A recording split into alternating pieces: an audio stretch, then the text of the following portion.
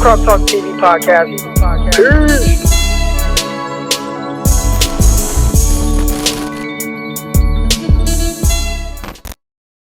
I watched the game yesterday, and then I rewatched it on Game Pass, and I was going to tally it up on how many plays, and maybe somebody in here has it, but how many plays we had where the Niners were in the gun versus under center.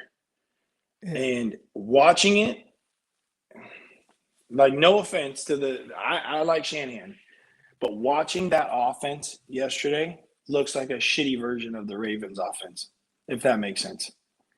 Yeah, it's like I'm Kyle, just being honest. You're not Greg Roman. Like, you're No. Kyle. Run your stuff, right? Because I talked about it a little bit. I watched Justin Fields, who primarily played in shotgun at Ohio State. He did do some under center stuff at Ohio State, I think more than maybe people kind of remember, but primarily shotgun guy. He goes to Chicago. They are under center a ton, right? And Andy Dalton, they have Andy Dalton. Andy Dalton plays a certain way.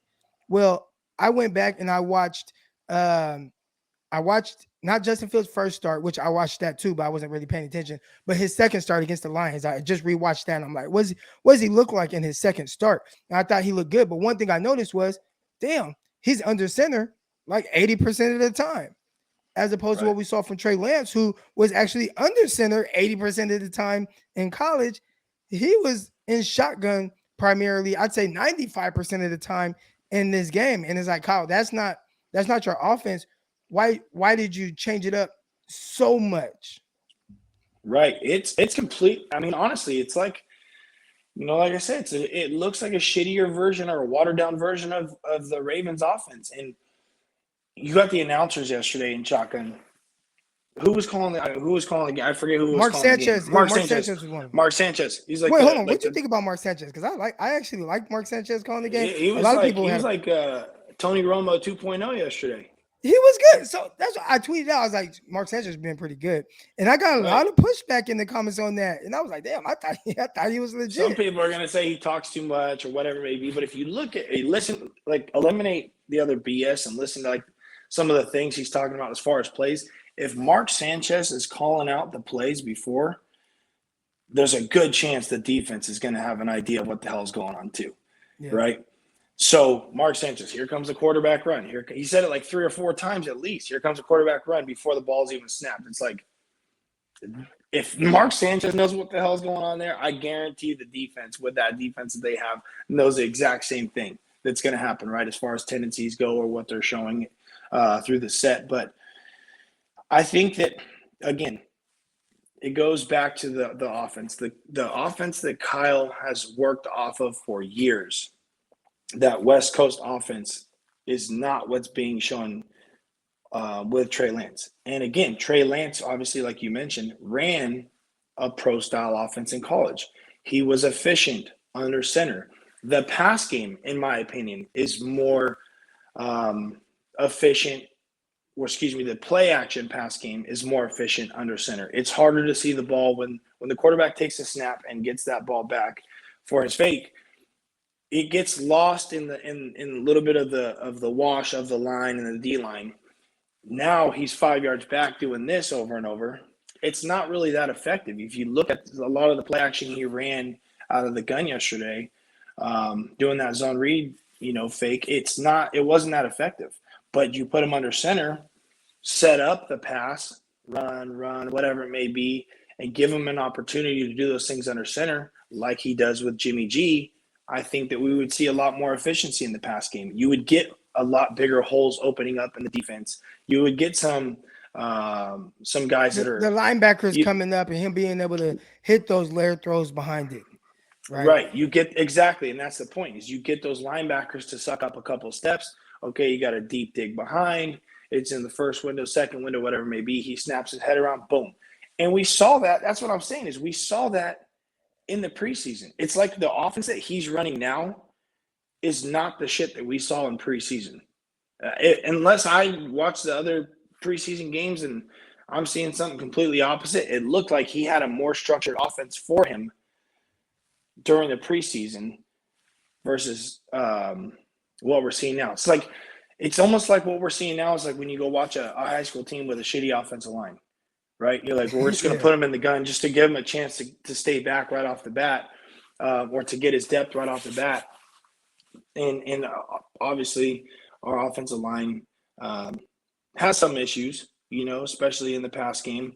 But I think those issues could be alleviated a little bit if we're able to establish the run, or not necessarily establish the run early, but just establish the run overall to set up the pass game that Shanahan has basically called and had over the last couple of years of the 49ers that's worked with Jimmy G.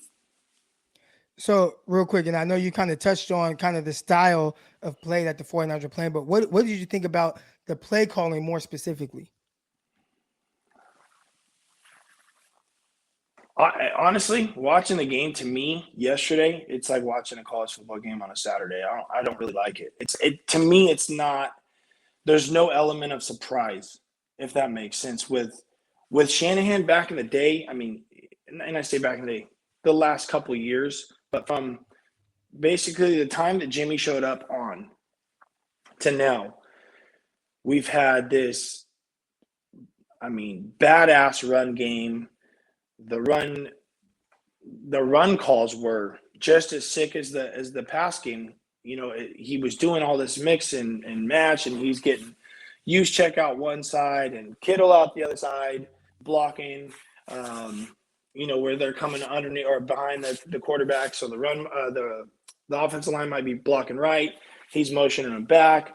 They're cutting on the backside, and there's just those little run plays that are getting 5, 6, 7 yards a pop, and we're not even doing that stuff out of shotgun. It looks very basic. It looks very vanilla, if you would. So his offense right now, in my opinion, is vanilla. And the few times that he did go under center, he tried to go in that little pistol, or not that pistol, but like the fullback set where it'd be like a pro eye set. But I don't think they did it enough. And I think they threw out of it. I got to go back and look, but I can't remember them throwing out of or under center more than probably 4 times yesterday, which in other games, again, if you're going to throw the ball 25, 30 times in a game and you're only throwing under center 4 times in the offense that Kyle has,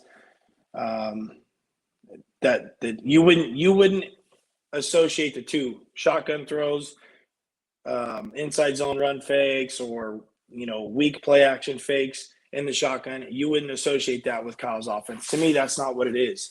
And it's almost like he's just throwing shit at the wall and see what sticks, and that's what he's going to call.